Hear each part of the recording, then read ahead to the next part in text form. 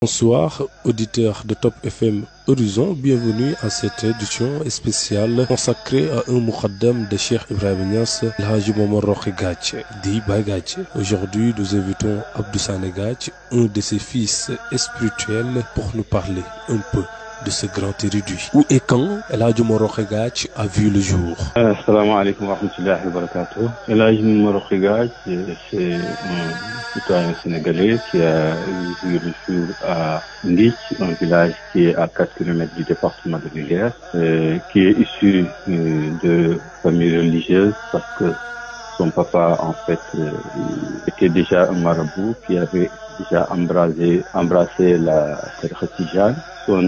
Son grand-père aussi, qui est lui aussi un érudit, a embrassé la tariqa tijane par le canal de Ouroumadi.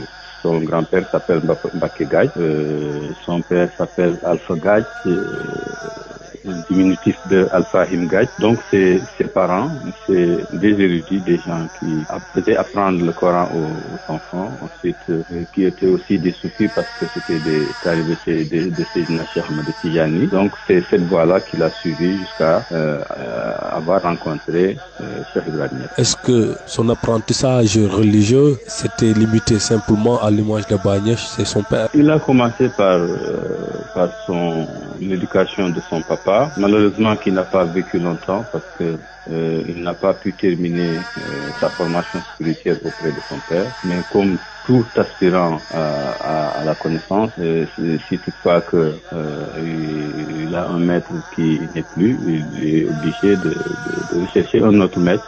Et parmi ces maîtres, il y a un grand érudit qui habitait Linguère, qui était un disciple et muqaddam de Sidi Hadji Malick, qui s'appelait Serigne Mamar Mbengue. C'est lui qui lui a terminé un peu sa formation spirituelle, à savoir tout ce qui est jurisprudence islamique. Quelle était sa principale source de revenus? Il était cultivateur, il vivait de la sueur de son front. Parce que ça, c'est en fait une recommandation prophétique, une hadith du prophète qui demande aux gens de manger, de boire à la sueur de leur front.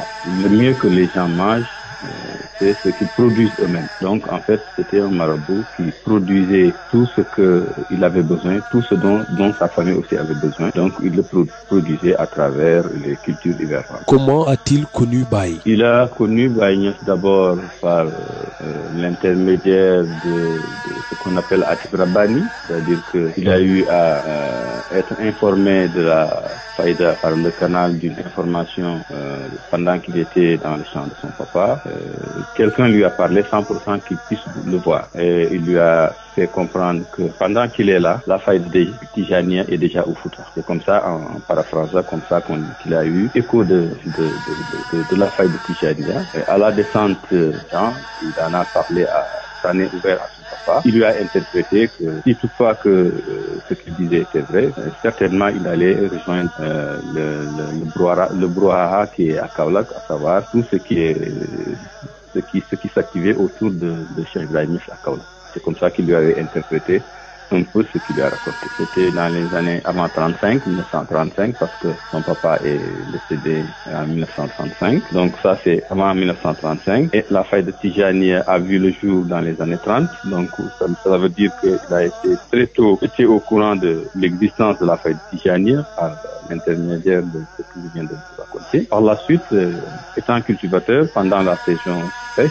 souvent, il faisait ce qu'on appelle le Noran, aller dans les villes pour un peu compléter leurs besoins en travaillant au niveau des villes. Et eux, c'était Kaolack qui était leur attraction. Donc, arrivé à Kaolack, il a commencé à continuer ses études auprès de El Hadji Mohamed Khalifa, qui est le grand frère de Cheikh Ibrahima. C'est au niveau de ce cours qu'il a eu des échos de Cheikh Ibrahima. Et à partir de là, il a essayé de participer au niveau des leçons qu'il donnait, des cours qu'il donnait à ses disciples. Il a eu à participer à l'exégèse du Coran que le Cheikh Ibrahima a fait. Et il a pu entendre certaines choses qu'il n'a jamais eu à entendre dans un commentaire de Coran. Vraiment, ça a un peu précipité sa rencontre avec son chef, à savoir Cheikh Ibrahim Niass. Combien de temps Baye Gathie est-il resté auprès de Baye? Il est resté, je ne sais pas combien de temps, parce que c'est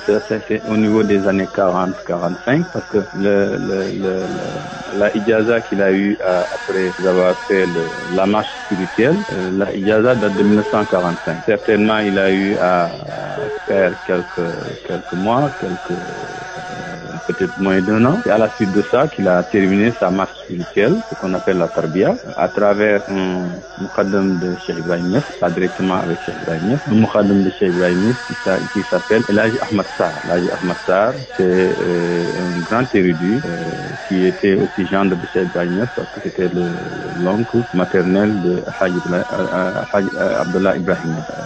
Donc c'est par le canal de El Hadji Ahmad Sarr qu'il a embrasé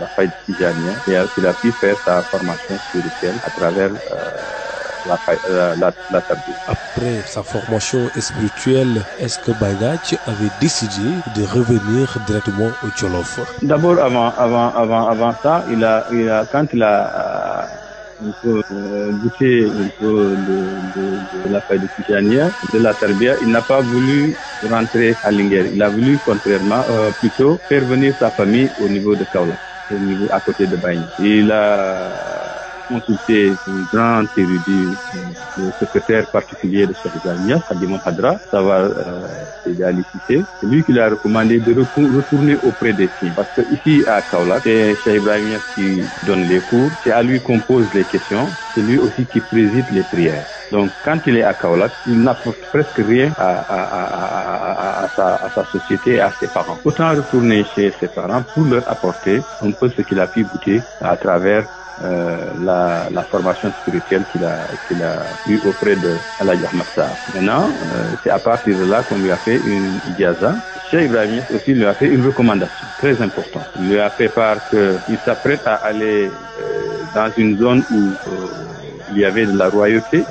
On sait ce que c'est un peu l'entourage des rois. Il y a un peu beaucoup de folklore, on sait un peu comment ça se passait au temps des Chédos. Donc il a recommandé de ne pas s'attaquer à ce qu'ils font. Il n'a qu'à s'occuper à ce qu'il fait. Quand les gens sont tentés à taper le tam-tam et à danser, il lui demande de ne rien dire à propos de ces gens. Parce que quand vous attaquez quelqu'un, aussitôt ces gens-là vous attaquent. Donc c'est à partir de là qu'il lui a fait cette recommandation. Quand les gens sont en train de faire le tam-tam et la danse, il faut attendre. Après, toi aussi, tu organises tes séances de zikr. Parce que l'individu a besoin de termes de comparaison.